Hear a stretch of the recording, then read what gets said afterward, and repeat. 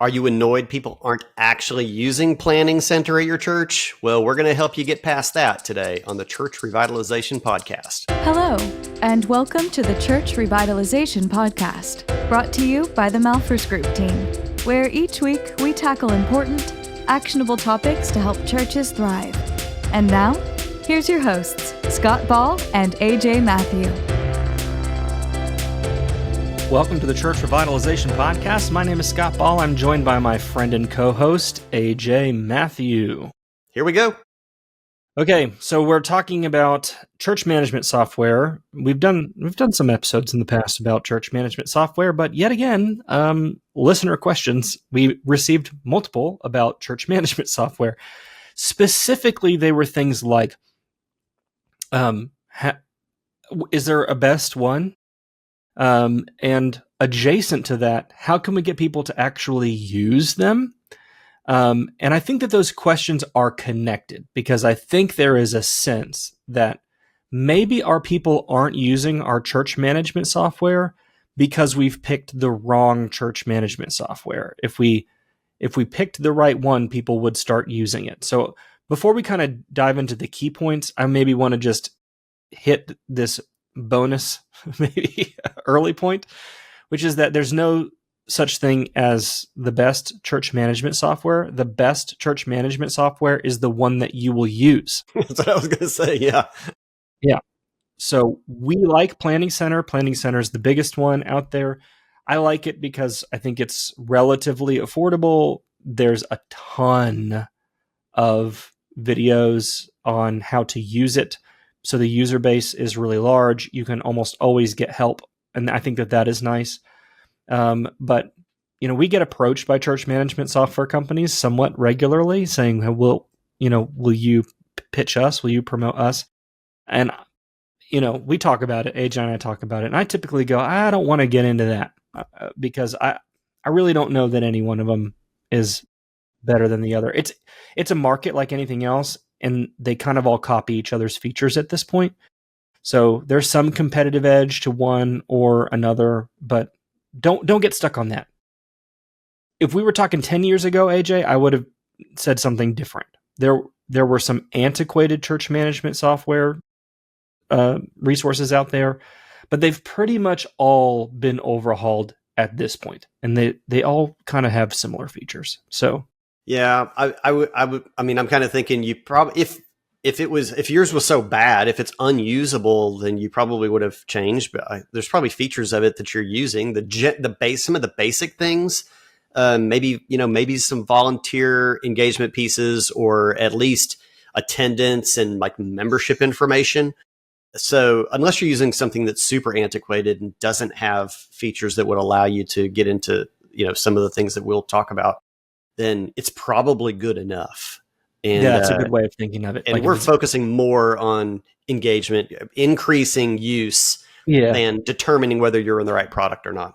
Yeah, because I think that's the real problem. I think any sort of sense that there's something wrong with our church management software, there might be, but usually it's a adoption problem, rather than a software problem. So if you're using any of the major cloud-based, online-based church management systems, you're probably fine. And again, there's some advantages to ones or the other. We're just not going to get into that. Personal preference, Planning Center. But there are other good ones out there, and that's, if you're not using Planning Center, that's okay too. All right, Scott, let's jump in. Okay. So the first thing, if you're going, okay, I want to get my people actually using, we've labeled this church management software, but it's for a lot of you, it's Planning Center. How can we get people using it? Here's what I want you to do. Step number one, identify the most critical features that you want people to use. One of the challenges of church management software is that they are so feature rich. They do a lot of things. And so it's easy to feel like we got to be using all of these features. And certainly it would be nice if you were using all of the features. But people don't have the capacity to learn all of the features. So pick a certain few core functions, like, for example, the volunteer scheduling. For example, the check-in. For example, the attendance taking component in the groups module in Planning Center, or the room reservation system, the resources module in Planning Center, so that you don't have people just coming to the office and coming to the secretary and saying, "Hey, can we use room 203 next Tuesday?" It's like, no, use the Planning Center form. Mm-hmm. So identify those few core features that you want everyone to use. I would add to this as a prerequisite bonus point that if you aren't super comfortable and well-versed in those things, you then get trained, or maybe 2 or 3 people at the admin as like admin volunteers or staff people, get whatever training you need so that you are really well-versed in that use of those core functions. Because you obviously, you're the trainer now, you're the teacher.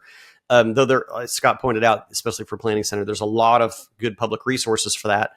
But yeah, maybe do this. What do we want to at least start with?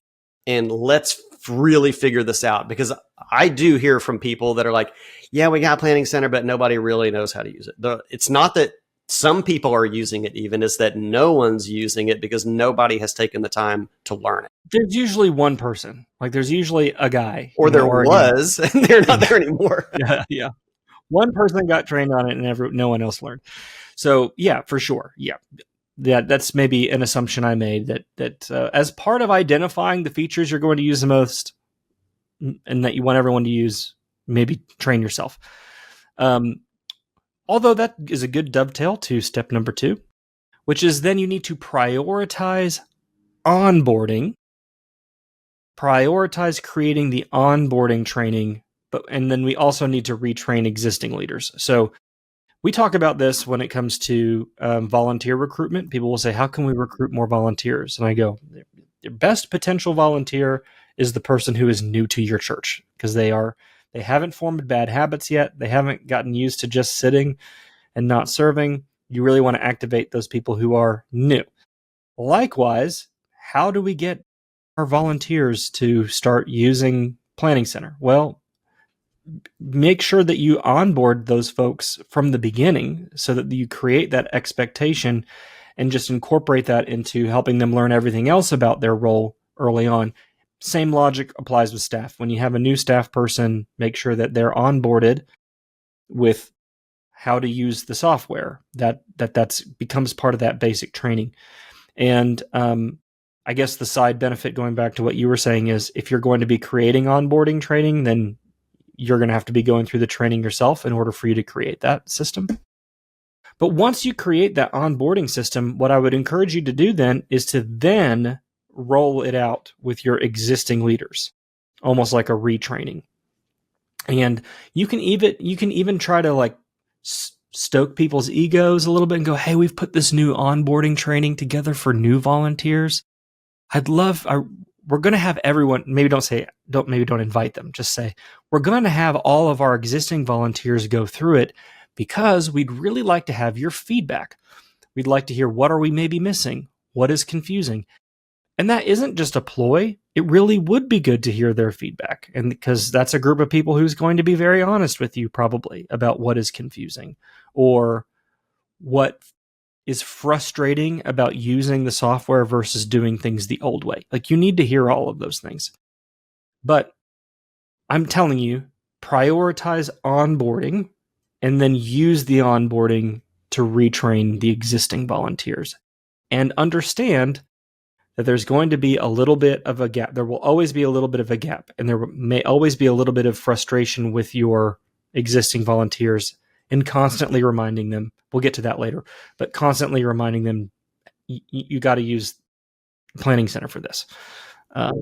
Whereas hopefully if you do a really good job with the onboarding, that the new volunteers never, or new staff never learn the bad habits. Yep. Yep. One of the key components, two key components to our leadership pipeline design process is onboarding volunteers and having a training schedule throughout your year. How are we actually, helping people do their job better? This is a classic example of training that you would plan to do. Some in a more broad sense for some uses and more specific use for key areas of the different ministries within your church. You can get that, Scott. You can go through the Leadership Pipeline Design training in the Healthy Churches Toolkit, and you could do that for 7 days free if you go to healthychurchestoolkit.com after you listen to this episode. And get in there and check that out because this would be something that you would build in to your volunteer systems. Yeah, it's almost like a mid-roll ad for the Mid-roll. Healthy Churches. Yeah, planned it out. Nicely done, my friend. Okay. Number 3. So step 1, pick the features that you don't get distracted by all the features. Pick the core ones you want everyone to use. Step 2, focus on onboarding and then use the onboarding to retrain existing leaders. Step 3, utilize checklists as a memory aid. So this is also something that we talk about in the leadership pipeline training. When we think about training, we often think about training as meetings. And so when we see a gap between a person's performance and our expectations, our instinct is to go, we need to put them through another training. Like they're not doing, we need to have another meeting. And the reality is that another meeting is not the best way to get people to improve. It's only effective like 12 or 13% of the time. A much more effective way at getting people to improve in their behavior or to change their behavior is to give them resources that equip them. So they've already been trained on how to use the software at this point in the process. They may need to be reminded, either reminded to use it or reminded how to use it. So, put at the check-in desk a little checklist on what to do if the printer doesn't work on a Sunday morning, how to reboot the software, what is the login if if the iPads get logged out, how do you log back in? Mm-hmm. Those are all friction points that people go, well, whatever, we're just not going to do it. Yeah. That's annoying. Yeah. Create a system that when there's when small groups, let's say all of your small groups meet on Wednesdays at 6 p.m., have an automated email that goes out at 5 to all of your volunteers that says, don't forget to take attendance. And then another one that goes out at 7 and that says, did you remember to take attendance? Like send reminders for things, give feedback, create checklists, create quick reference guides, put them online so that people can remember how to do certain things. That might be more for staff for like more complicated processes. But give people memory aids. They're not going to remember the training. They're not. But they can be reminded of the training. So you don't need another meeting. You just need a tool to help them remember. Churches love swag, Scott. So your children's check-in people could have a rubber wristband and people will be like, oh, I like your rubber wristband. Is that what would Jesus do? You're like, no, it's get the name, verify the email, send a text test. Actually, it's the username and password for our... I'm just kidding. But just remember, one of the biggest failures, you can apply this principle to other things, not just this. But sometimes what you think requires a meeting would be better served by a tool or a reminder. Yeah, it doesn't need to be a meeting. People will love you. If you cancel, look at audit all your meetings and go, could this just be an email? All right. Finally, number 4. Make accountability the norm. So if you say you gotta have a transition period, you gotta give people a grace period where people are transitioning from using the system, the old way to now we're really strict about using the system. But at some point you have to get to the point where you go, nope, we're doing it this way now. And once you do that, you get what you reward. So if people, AJ, have you ever been walking somewhere at a park, say, or a business, and there are sidewalks to a door, but then you see that there's like a pathway. People have beaten the grass down to the dirt because that's where the sidewalk should have been. Yeah, that's where the sidewalk should have been. Yeah, exactly. So what is correct in this scenario? Staying on the sidewalk or changing and put a sidewalk where it should have been? I think that it's trying to build your system. Using the system should become easier than walking the old way. Okay. All right. So we're going for the footpath. Going for the footpath. Yeah. If people are going to be used to walking a particular way, and they're going to keep doing that so long as that's perceived as the easiest or best way of doing it. You have to sort of grease the wheels. You have to sort of like incentivize and make it go, oh my gosh, if I do it the old way, it requires 4 extra steps. If I do it the way that they're asking me to do it, it's easier. And that's maybe another reason why people don't adopt these things is it's perceived as more complicated. I used to be able to just do X. Now I have to do X, Y, Z to accomplish the same outcome. Yeah. Can't be like that. Okay. All right. You ready for me to throw one at you? Okay. This is what somebody would ask you if you were consulting with them. We got old George, and he does not have a smartphone. He doesn't understand apps. He's not going to do any of that stuff. But he's one of our communion volunteers. What do we do with old George? What do we do with old? Does old George have email? Does he have an email account? He does. He's not very good on the emails, but we do. Yeah, he does get email. Yeah. All right. Well, so long as George has email, he can do all the things that we're asking George to do.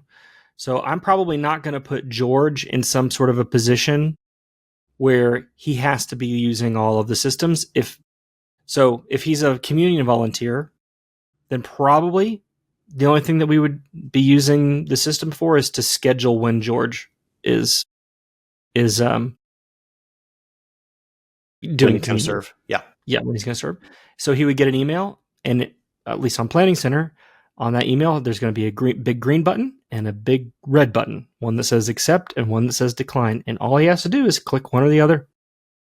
Yeah. I think George can handle that. I think let's not sell George short. He can open his email and he can click green or red.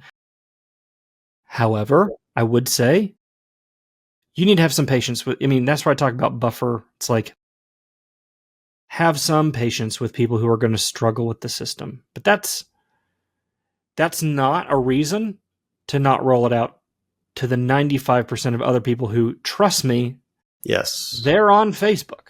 So that's my response to that. Is I'm like, you figured out how to use Facebook just fine. I don't want to hear you don't know how to. I don't know how to use the internet. Well, George uses how to use the internet. Account. George doesn't have his own account, but he does log into Helen's account. So maybe we ought to just use Helen's email because George and Helen. Yeah, it's George and Helen. Helen will remind him. First name George and Helen. So I rebuke that excuse. In 9 out of 10 times, there's the 1 out of 10 times where that's true, and you should be flexible with that person. But again, it's not 10 years. It's not 10 years ago. It's 2025, and we have been using our phone. I mean, name a thing that isn't on an app. Government stuff, everything is an app. It's a website. We are all conditioned to this. So sometimes when people say, I can't use the internet, I'm going, you don't want to use the internet. You liked being able to just call up Sally and demand, schedule room 213 for me next week. And if the response from Sally is, hey, you need to submit the form, like create some sort of friction where it would have been just easier to go online and fill out the form in the first place. Does that make sense? Yeah. Yeah. Following the system needs to have less friction than not following the system. Mm-hmm. And that is the only way it will work. Yeah, this is just yet another thing in the church, much like building leaders in the church, that it takes more energy at the beginning, and it might even feel counterproductive because of that investment of time, but then it pays off on the back end. And churches sometimes avoid these types of things. It's easier to just do what we've always done and deal with the flaws in it than to invest in something better. And so our encouragement is invest in this thing that would be better and focus on the majority increase that you can get out of it, not the minority challenges that you're going to face in the implementation. So don't let George hold you back. Move forward and then spend the extra time that you need to on the people that would have some difficulty or struggle, and figure out a good workaround for them. But yeah, I guess I want to be really clear on one thing before we wrap this up, which is, a culture of grace is so important. So sometimes when people hear things like, hey, create more friction so that it's easier to use the system than to not use the system. I think that is important. But Jesus commands us to wash one another's feet. So don't lord over someone else, and don't use the system to lord over someone else. We can be graciously shepherding people towards using the system. And anybody who's being a bully about it is not being godly. So I just want to be really clear. I mean, I think that is so important. You don't have to go, well, then we can't have a system. You can, but you don't have to be a bully about it. Those aren't your two options: not have a system or be a bully. Like you can have a system, and you can faithfully and lovingly shepherd people towards using it. Yeah. The takeaway isn't AJ hates George, so don't write me. Hey, put it in the comments. Let's get it trending. Can I get an AJ hates George? Hashtag AJ hates George. Hashtag AJ. All right. Hey, everybody, go invest in your church. Go improve some systems, get more people engaged, do more, and build them up to maturity in the faith, and everybody will be better off for it, them and others. So there you go. Get that system working that you've been putting off. Thanks for being with us this week on the Church Revitalization Podcast. Show notes in the YouTube description or podcast description on your favorite podcast app. And Scott and I will be back with you again next week. See you then.